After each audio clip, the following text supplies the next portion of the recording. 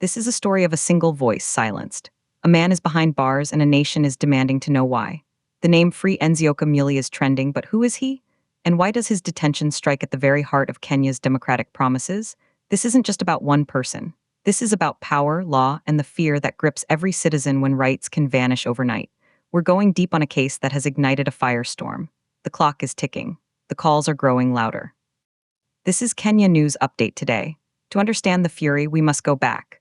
The detained individual is FreeNziokaMuli, a name many knew in legal circles, a lawyer, an activist, a vocal critic. His detention, according to multiple sources, is linked to his online commentary. Specifically, posts critical of a recent high-profile murder case involving a prominent Kenyan businesswoman. This context is crucial. It frames this not as a random arrest, but as a potential reaction to speech. Kenya's history with detentions is a painful one. The ghost of Nyayo House torture chambers still lingers. The colonial-era laws used to stifle dissent, the post-2007 election violence, and the arbitrary arrests that followed. Kenyans have a long, scarred memory of the state flexing its muscle against voices it doesn't like. The 2010 Constitution was meant to be a clean break, robust Bill of Rights. Strong protections for freedom of expression, an independent judiciary, that was the promise. The key players here are clear. First, FreeNziokaMuli himself, a man who used his legal knowledge to dissect cases publicly. Second, the Directorate of Criminal Investigations and the Office of the Director of Public Prosecutions, the agencies that executed the arrest and are pressing charges. Third, the judiciary, now tasked with being the impartial arbiter. And fourth, a newly awakened civil society and online citizenry, using the hashtag FreeNziokaMuli as a digital rallying cry. The timeline is compressed and alarming. Based on reports, Muli was arrested just days ago, taken from his home or office in a manner described by witnesses as forceful. He was reportedly held incommunicado initially, a critical detail that raises immediate red flags under Kenyan law. He was then arraigned in court, but details of the charges were murky, linked to cyber harassment or undermining the investigation of that major murder case. The prosecution requested more time to hold him, and the court granted it. That detention order is the fuel for the current inferno. Let's get into the core facts. FreeNziokaMuli is being held at a police station, though there are unconfirmed reports he may be moved. Official charge, as pieced together from court records and lawyer statements, is likely obstructing justice or cyberbullying under the Computer Misuse and Cybercrimes Act of 2018. That law is itself controversial. Hailed as necessary for the digital age, but criticized by human rights groups as a tool for criminalizing dissent. The prosecution's argument, essentially, is that Muli's online posts could prejudice the ongoing murder investigation, that they amount to interference. Now, let's look at the numbers. This isn't an isolated data point. According to a recent report by the Article 19 Free Speech Watchdog, there were over 50 arrests or prosecutions under the Cybercrimes Act in the last 2 years alone. Many targeted bloggers, activists, and ordinary citizens criticizing public figures. The conviction rate is low, but the chilling effect is immense. The statistic that matters here is 1, the number of days Muli has been held without a clear, substantive charge sheet. That number grows each day. Official statements have been sparse and legalistic. The DCI maintains they are following procedure. The ODPP states they are building a watertight case. There is no high-level political comment, which in itself is being read as a signal. The silence from State House is deafening.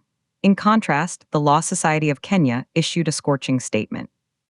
They condemn the detention as an affront to the constitutional right to fair administration of justice. They have pledged to provide legal representation and monitor the case closely. This institutional weight from the LSK changes the game. Expert analysis from constitutional lawyers is unanimous on one point. The threshold for arresting someone for commentary on a public case is extremely high. Professor Kayama Wangai, a constitutional law scholar, told us, the state must prove a direct, immediate, and imminent threat to the investigation. Mere opinion, even strong criticism, does not meet that bar. Using a broad cyber law in this way sets a dangerous precedent where any analysis of an ongoing case could be criminalized. This is the core legal battle. Is this a legitimate prosecution, or is it a strategic lawsuit against public participation, a SLAPP, designed to punish and silence? But there are other perspectives. Some legal analysts, though fewer, argue that in the age of social media, traditional boundaries are blurred. A post with hundreds of thousands of views speculating on evidence could, theoretically, influence witnesses or taint a potential jury pool. A state prosecutor, speaking anonymously, said, "We have a duty to protect the integrity of serious criminal proceedings. When online commentary crosses into what we believe is active obstruction, we must act." This is the state's potential argument. This isn't about criticism, it's about safeguarding a judicial process. The opposition viewpoint is fierce and unified. Political leaders from across the aisle have seized on this. They frame it as evidence of democratic backsliding. As a warning to anyone who would question authority, it has become a potent symbol in the ongoing political discourse, a tangible example to point to when alleging shrinking civic space. The reaction on social media is the true opposition force. #FreeNziokaMuli isn't just a hashtag, it's a decentralized campaign. Lawyers are offering pro bono help. Digital artists are creating posters. Kenyans are sharing the Constitution's articles on free speech. This is a public, real-time defense of a fundamental right. International reaction is beginning to simmer. While no foreign government has made an official statement, international human rights organizations are watching. Amnesty International Kenya has categorized Muli as a potential prisoner of conscience and called for his immediate release. The Committee to Protect Journalists has issued an alert, noting the worrying trend of using cyber laws against commentators. This international gaze adds a layer of pressure. It frames Kenya's actions on a global stage, impacting its reputation as a regional democratic anchor. The deeper implication is a crisis of trust. If a lawyer can be detained for his analysis, what about a journalist? What about a university professor discussing the case in class? What about a matatu driver sharing his opinion with passengers? The line becomes terrifyingly blurry. This case tests the resilience of Kenya's institutions. Can the judiciary remain independent under public and political pressure? Can the police and prosecution demonstrate probable cause beyond a reasonable doubt? Or will this be seen as a capitulation to executive influence? The implication is that the very tools designed to protect Kenyans, the laws, are being weaponized against them. Let's talk about the impact on ordinary people. Forget the political noise for a moment. Think about Jane, a small-scale trader in Jakamba. She uses Facebook to complain about county officials demanding bribes. She sees FreeNziokaMuli's story. A chill runs down her spine. She deletes her post. Self-censorship sets in. That is the immediate personal consequence. The fear that your phone, your platform, your voice can become evidence against you. For the millions of young, digital native Kenyans, this feels like a direct attack on their primary forum for expression and activism. Economically, the stakes are subtle but real. A perception of a capricious legal environment, where commercial disputes could be influenced by power, worries investors. But more directly, think of the content creation economy. Kenya's vibrant online influencer and commentary space is a source of income for thousands. If their topics are suddenly ring-fenced by fear of arrest, their livelihoods are at risk. The blogger-for-hire industry, for all its flaws, is part of the digital economy. This climate threatens to stifle innovation and honest critique in the media space. Socially, this deepens fissures. It becomes another us versus them narrative, the state versus the citizens. It erodes the social contract, the idea that the state protects your rights. Instead, it fosters a mentality of resistance and suspicion.